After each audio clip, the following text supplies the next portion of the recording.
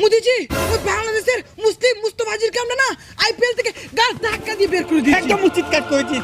শালা কান্দুরা আমার দেশ থেকে। মোদিজি মুস্তাফিজুরকে আইপিএল থেকে বাদ দিলেন কেন? নিরাপত্তার সমস্যা।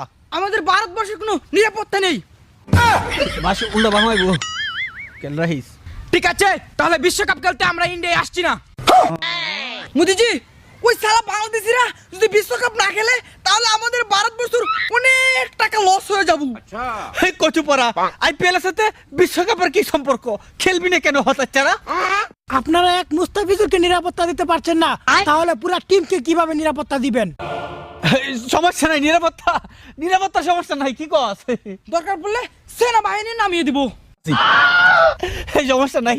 এই হতাচ্ছারা, তুই এই মুস্তাফিজকে কেন বাদ দিলি? আমার সাথে না বুঝে, বোর্ডের সাথে না বুঝে কেন মুস্তাফিজুর রহমানকে বাদ দিয়ে দিলি? হতাচ্ছারা বুঝছেন না, মিলে যাই।